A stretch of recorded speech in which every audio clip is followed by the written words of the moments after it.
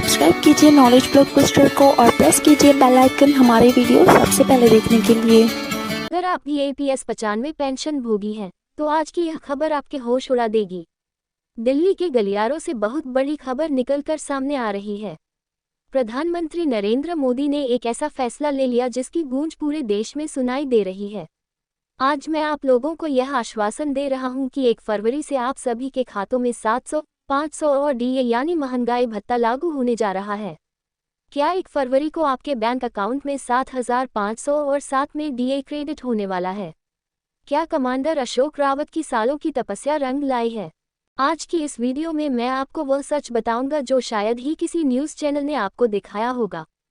Video ko antataka dekiga kyonki bika mem aka isi janakari hijis sunakara apakasi se jumavanj. Dostum pikal kai mahinam se anasasi nesanala ahitsana kamati ke saifa komandera asoka ravata gk netartva mem lakam bujerga pensana bogi sarakam paratha. Sardi hoya garmi hamare bujergam ne hara nahim mani. Asoka ravata g ne safa karadia de kiagara sarakara ne hamari mange nahim mani te eka bara fira de savyapi andalana hoga ora isa bara era para ki larai.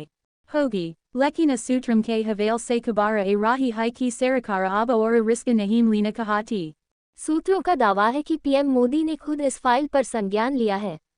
चर्चा तेज है कि 1 फरवरी को budget सत्र के आसपास या उससे ठीक पहले सत्र 500 प्लस DA के प्रस्ताव पर अंतिम मुहर लग सकती है। अब सवाल यह उठता है कि क्या वाकई 1 फरवरी से पैसा मिलना शुरू हो जाएगा?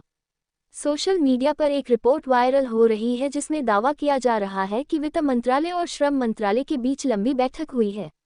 अशोक रावत जी ने स्पष्ट कहा है, हमें आश्वासन Nahim Adisa Kahi, Agara 75,100 Class Adara Lagu Nahim Watu Asoka Ravata Eka Bara Firakaro Yamaro Vale Andalana Ki Suruata Karang. लेकिन संकेत मिल रहे हैं कि इस बार मोदी सरकार पेंशनर्स को नाराज नहीं करेगी। मेडिकल सुविधाओं और एरियर पर भी बड़ी अपडेट आने वाली है। दोस्तों, अब बात करते हैं उस सबसे बड़े मॉब की जिसने सरकार की नींद उड़ा दी है। कमांडर अशोक रावत ने हाल ही में एक बंद कमरे की मीटिंग में साफ कह दिया है कि पेंशनर्स की खामोशी को हमारी कमजोरी ना समझा जाए।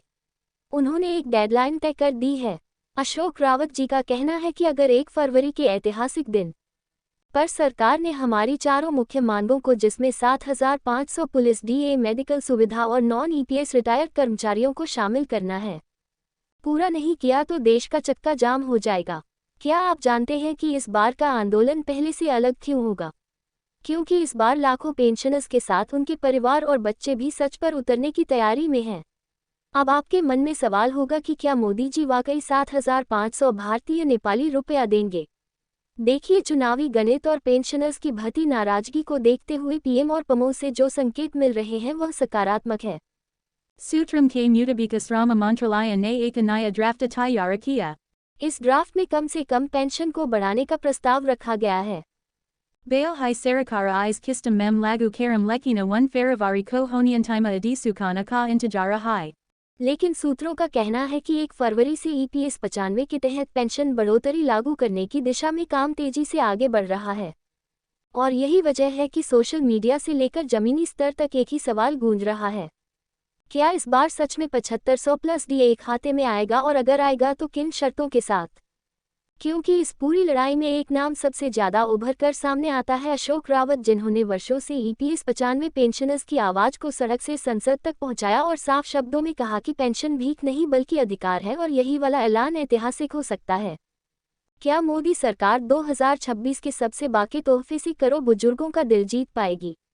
सस्पेंस अभी बरकरार है, लेकिन उम्मीद की किरण बहुत तेज है, क्योंकि हाल ही में प्रधानमंत्री नरेंद्र मोदी की तरफ से जो संकेत सामने आए हैं, उन्होंने पेंशनर्स के बीच नई जान फूंक दी है। हालांकि सरकार की तरफ से अभी अंतिम अधिसूचना का इंतजार है, लेकिन सूत्रों का कहना है कि 1 फरवरी से EPS 95 के तहत पेंशन बढ़ोतरी लागू करने की दिशा में काम तेजी से आगे बढ़ रहा है। और यही वजह है कि सोशल मीडिया से लेकर जमीनी स्तर तक एक ही सवाल गूंज रहा है, क्या इस बार सच में 7500 प्लस DA खाते में आएगा, और अगर आएगा तो किन शर्तों के साथ? क्योंकि इस पूरी लड़ाई में एक नाम सबसे ज्यादा उभर कर सामने आता है, अशोक रावत, जिन्होंने वर्षों से EPS 95 पेंशनर्स की आवाज को सड़क से संसद तक पहुंचाया और साफ शब्दों में कहा कि पेंशन भीख नहीं बल्कि अधिकार है, और यही दबाव आज पड़ता दिख रहा है और इस सरकरा आप आगे लगाए है। बताया जा रहा है कि अशोक रावत की प्रमुख मांगों में न्यूनतम पेंशन 7,500 तय करना, उसके ऊपर डीए जोड़ना और पुरानी विसंगतियों को दूर करना शामिल था।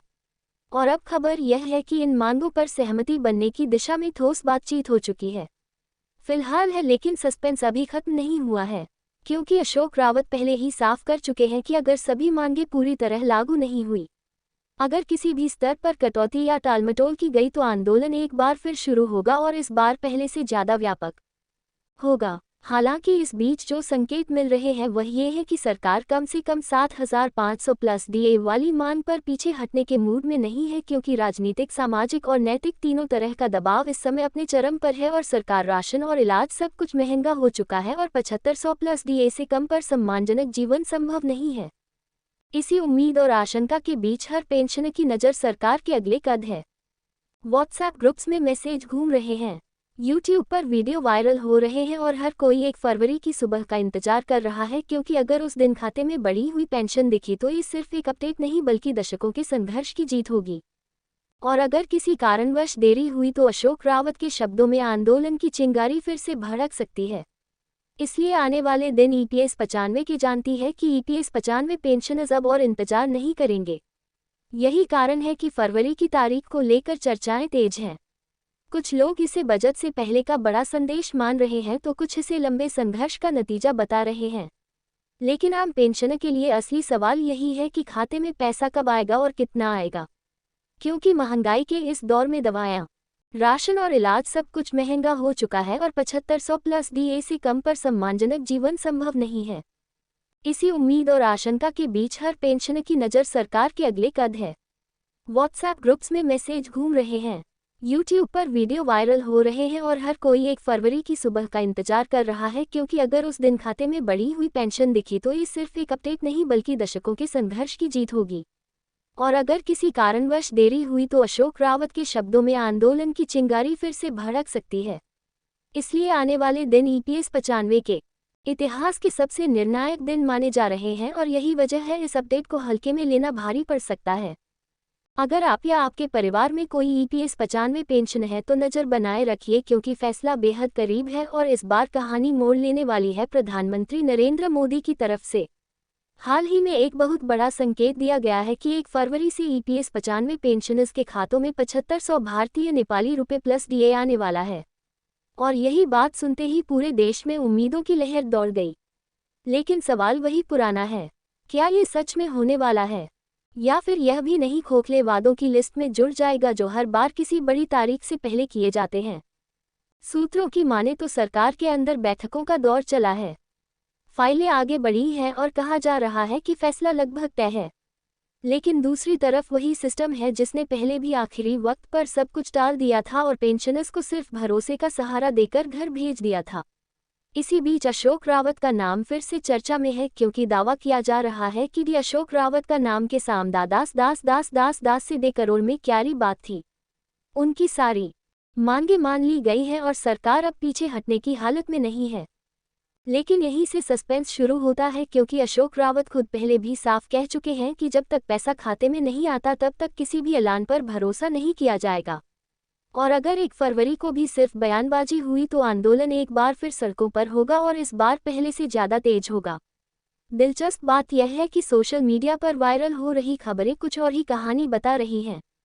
कहीं लिखा जा रहा है कि 7,500 प्लस डीए फाइनल है, तो कहीं कहा जा रहा है कि सिर्फ कुछ पेंशनर्स को ही फायदा मिलेगा, और कहीं ये भी दावा किया जा रहा है कि बजट के बाद मामला फिर लटक सकता है। और यही भ्रम वही पुरानी रणनीति लगती है जिसमें उम्मीद जिंदा रखो लेकिन फैसला टालते रहो। अब पेंशनर्स के मन में एक ही डर बैठा है कि कहीं ऐसा ना हो कि 1 फरवरी आए, भाषण हो जाए, बयान जारी हो जाए और अंत में वही 11,500 भारतीय नेपाली रुपया वाला मैसेज मोबाइल पर चमक जाए, क्योंकि ऐसा पहले भी हो चुका है। और इसी वजह से आज ईपीएस 95 पेंशनर्स खुशी मनाने से पहले डर रहे हैं।